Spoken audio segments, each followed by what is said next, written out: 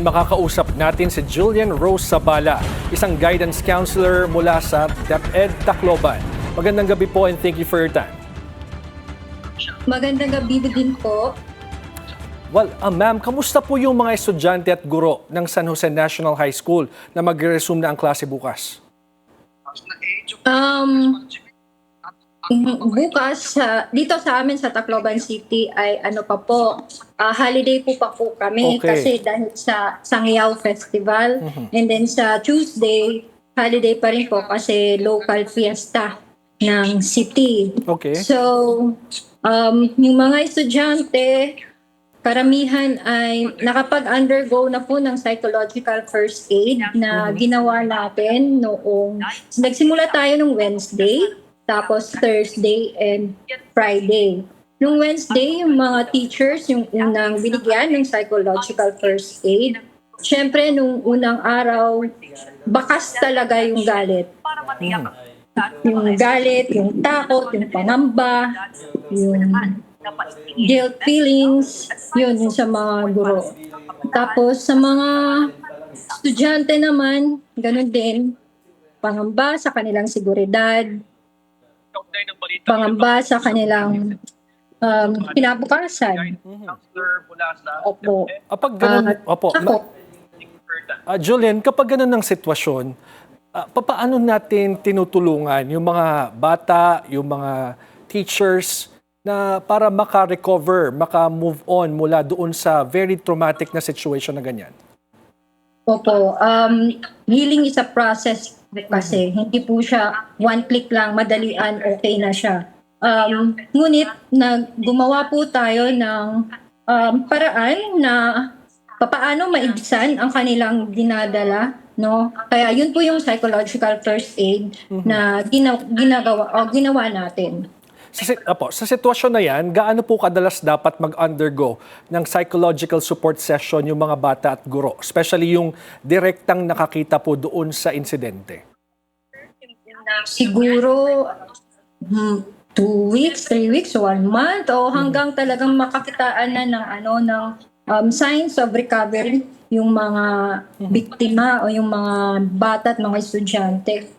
Opo. Ano po yung assessment ninyo? Handa na po kaya silang ulit magbalik sa paaralan pagkatapos ng traumatic experience na naranasan nila? Sabi niyo sa Wednesday ang resume ng klase dahil nga holiday bukas at sa Tuesday. Parang hindi pa po talaga sila handa. Andyan pa po yung pangamba, yung takot. Kahit yung paint na blue, parang ayaw na nilang makita po yun. Okay. So kapag ganun po ang sitwasyon, ma'am, dapat bang pilitin silang pumasok na? Or dapat bigyan pa itong mga batang ito, mga teacher na ito ng pagkakataon na makarecover, makapag-heal para sa gayon ay maka-integrate sila ulit sa kanilang mga kaklase, sa paaralan, sa pamayanan at hindi naman po masyadong hirap yung kanilang sitwasyon? Opo. Pagkatapos ng psychological first aid na ginawa namin, ay magbibigay po kami ng report sa ating DepEd City Division at saka sa Central Office para makita po talaga kung ano po yung mga pwedeng gawin. Kasi sa ngayon, yung mga kabata ay hindi pa po talaga handang bumalik sa paaralan. So, Opo. maaari mag-suggest kami na baka modular lang muna. Pero depende pa po. Hindi pa po kasi tapos yung analysis namin. Okay, but offhand, ma'am, apart from a possible modular approach sa pag-aaral nitong mga naapektuhang mga estudyante, what else offhand, yung mga nakikita nyo pong pwedeng i-recommend para tuluyan ng matulungan itong mga nakaranas ng matinding traumang ito? Para sa DepEd to ensure the safety and security of our learners, siguro yung mga paglagay ng mga fences, no? Yung paigtingin, yung security sa loob ng classroom, school, hindi lang sa classroom kundi sa school, mag-deploy ng security guard na trained talaga, or kung pwede yung visibility ng ating PNP mas palakasin.